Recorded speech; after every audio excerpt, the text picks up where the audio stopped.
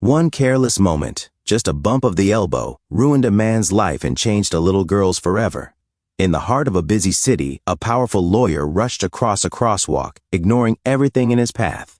But when his elbow struck the crutch of a disabled girl, and he didn't even look back, someone was watching. Someone pressed record. What followed wasn't just outrage, it was a movement.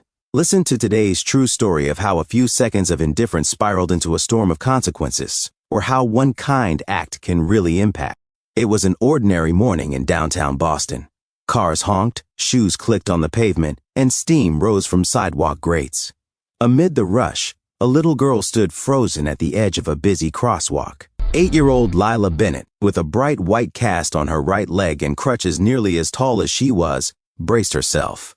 Her gray coat flapped in the wind, and her eyes locked on the walk signal. She took a careful step onto the crosswalk just as the light turned green. That's when it happened. A tall man in a tailored navy coat barreled through the crowd. With a phone to his ear and a leather portfolio under his arm, he didn't notice the girl. Or maybe he did, but chose not to care. His elbow struck one of Lila's crutches.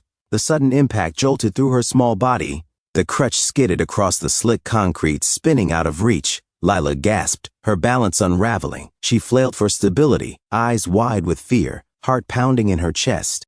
For a split second it looked as if she would fall, but with trembling arms she gripped the remaining crutch with both hands. She steadied herself, lips pressed into a thin, determined line. The chaos of the street roared around her, but no one stopped. The man, tall, composed, and dressed in an expensive navy coat, never slowed his stride. He didn't look back, didn't flinch, didn't notice, or worse, didn't care. He disappeared into the crowd as if the moment had never happened. But it had. And someone saw. On the sidewalk nearby, Ethan Cole, a 20-year-old vlogger and part-time student, was recording city footage for his blog. Faces, moments, motion. He loved catching life as it happened. And he had caught this. From the bump to the man's indifference, Ethan had the whole thing on video. He rushed to help Lila, guiding her across the street and kneeling to ask, "You okay?" Lila nodded, blinking back tears. Ethan's heart ached.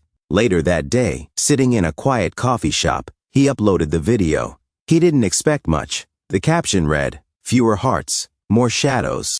At first, the post sat unnoticed. A few likes, a handful of comments. But by evening, it was on the front page of a Boston viral content site. Then it hit local news.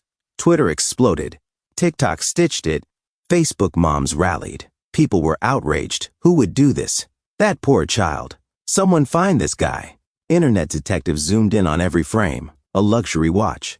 A monogrammed leather folder. A familiar coat. By midnight, the man had a name, Gregory Langston, senior partner at one of the city's top law firms. And Gregory had no idea his world was about to implode. Back in a modest third-floor apartment, Lila sat on the couch, clutching her scuffed crutch. Her mother, Rachel Bennett, stroked her hair. "You're brave," Rachel whispered. Lila didn't know that across the city, her face was on screens, in hearts, and under headlines. She didn't know she had just become a symbol.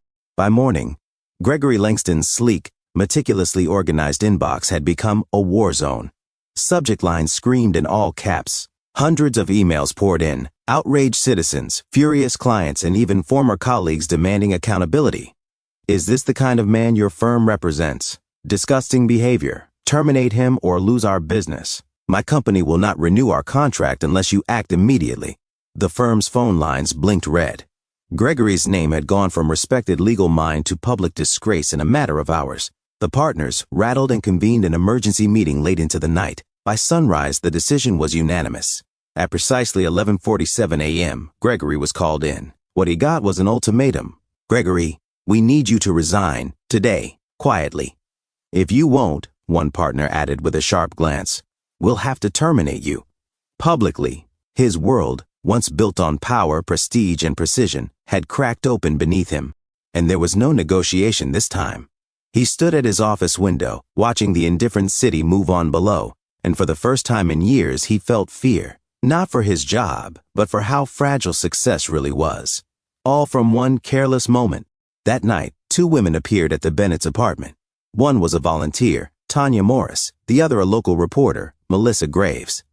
They carried a bright box and a gift-wrapped package. Some folks wanted to help, Tanya smiled.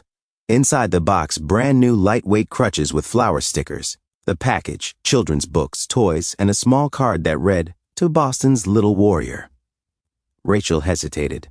She wasn't used to kindness, but she accepted the gifts, blinking away tears. Lila's eyes lit up like Christmas. The next day, Boston changed. People posted photos helping strangers, holding open doors, one guiding the blind, one giving up bus seats. Each photo was tagged with the same quiet but powerful phrase, "I see." People across the city began documenting everyday acts of compassion, helping an elderly woman carry groceries, picking up a spilled bag for a stranger, guiding a blind man across the street. These weren't grand gestures, but they were real, human, and heartfelt. The photos flooded social media like a tide of light pushing back against the darkness. Kindness had gone viral. For the first time in a long time, people weren't sharing outrage or scandal, they were sharing hope. And it all began with one little girl, one crutch, and one pair of eyes that didn't look away. Meanwhile, Gregory sat alone in his high-rise, scrolling through news articles. His face was everywhere. His name now toxic. Friends distanced themselves. Journalists stalked his front door. He was trapped inside a cage of his own making. Ethan's video gained millions of views. His small blog was now nationally known. But he didn't want the fame. He wanted to help. He contacted a local foundation and delivered the donations he'd received. Hundreds of people had sent money, toys, and even offers of medical help for Lila. He insisted on staying anonymous. Soon after, Dr. Karen Whitmore, a top specialist at a renowned Boston children's clinic, saw the video. She offered Lila free treatment. Rachel cried when the letter arrived. It was more than they'd ever dreamed. The clinic was a marvel. Shiny halls, soft voices, and machines that beeped with hope. Nurses called her our little fighter. The treatments were hard. Lila cried through some, but she pushed on. One day, 3 months later, she stood without her crutches. She took one step, then two, then down the hallway, on her own. Doctors clapped, nurses cried. Rachel hugged her daughter tighter than ever. She wasn't just walking, she was soaring. The mayor hosted a community award ceremony for citizens who made an impact. When Lila was called to the stage, the room fell silent. In a pale blue dress, with short cropped hair and shining eyes, she walked slowly, but proudly, up the steps. No crutches. She received a medal for courage and compassion. But what mattered more were the faces in the audience, teary, proud, inspired. And somewhere across the city, Gregory watched it on his old TV, sitting in a cramped apartment, jobless and forgotten. When Lila reached the microphone, she didn't speak much. She didn't need to. Her steps said it all. Weeks later, Lila found a letter in her mailbox. No return address. "Forgive me for that day. You are stronger than I've ever been. May your path be joyful." She never knew who sent it, but she placed it in her special box with all the other letters, the ones that reminded her she mattered. Gregory Langston now worked odd jobs under a different name. Jobs he once would have sneered at from behind his glass office door. He swept storage rooms, unloaded delivery trucks, occasionally stocked shelves at a warehouse on the edge of town. He no longer chased power or recognition.